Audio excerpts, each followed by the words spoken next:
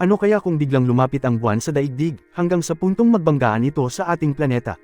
Makakaligtas kaya ang daigdig sa pagbangga? O, magaganap nga ba ang pagbangga? Masisira kaya ang buwan ng gravity ng daigdig? Ano ang itsura ng sirang buwan mula sa daigdig? Narito ang mangyayari kung mahulog ang buwan sa daigdig. Ang buwan ang tanging likas na satellite ng daigdig, at ang pinakamalaking bagay na nagpapaganda ng ating gabi. Ito ang unang at tanging lugar sa labas ng daigdig kung saan nakapunta ang mga tao. Ang gravity ng buwan ang dahilan ng mga alon sa daigdig, mga alon na maaaring naging inspirasyon para sa mga buhay sa ating mga karagatan na lumipat sa lupa. Pinapanatili rin ito ang daigdig mula sa pag-ikot sa akses nito, na ginagawang medyo matatag ang ating klima. Sa madaling salita, ginagawa ng buwan ang daigdig na mas matitirhan. Kaya, ano kaya kung bigla itong bumilis at magsimulang lumipat patungo sa daigdig?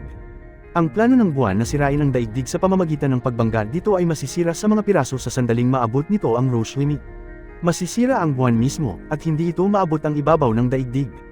At magiging napakaganda nito, pero teka, ano ba itong Roche limit? Sa mekanismo ng kalawakan, ito ang punto kung saan ang grabidad na humahawak sa isang satellite ay mas mahina kaysa sa mga puwersang tidal na sinusubukang paghiwalayin nito.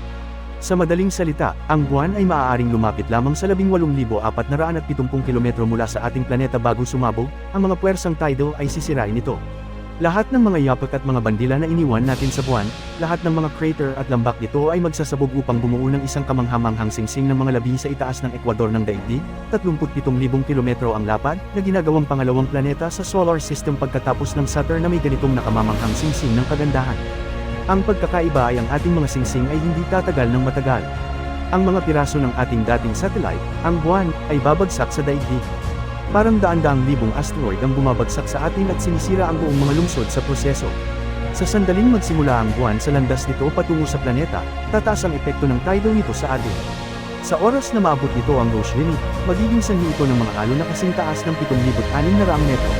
Ang ating mundo ay masisira ng isang hukbo ng mga tsunami 10 beses sa isang araw. Ngunit sa isang maikling panahon, masisiyahan ng mga hardcore surfer sa pagsakay sa ilang masarap na alon. Sa kabilang banda, maaaring ito ay isang solusyon sa global warming. Habang papalapit at papalapit ang buwan, ang pag-ikot ng daigdig ay tataas. Ang ating mga araw ay magiging mas maikli, ng mas maikli ng mas maikli. Bababa ang temperatura ng mundo, at walang mag-aalala tungkol sa pagbabago ng klima. Maliban kung sinunog ng mga asteroid ang daigdig sa isang krisis, kung gayon ay walang mag-aalala tungkol sa kahit ano. Talagang hindi tayo mag-aalala tungkol dito. Sa katunayan, lumalayo ang buwan sa atin sa bilis na 4 na sentimetro bawat taon. Kaya malamang na hindi natin makikita ang mga magagandang singsing na tulad ng Saturn dito sa daigdig. Salamat sa panunood. Maaari po lamang kayo ay mag-like, share at subscribe. Ito ay nagbibigay sa amin ng inspirasyon upang makapaghatid pa kami ng science-related videos. Hanggang sa muli.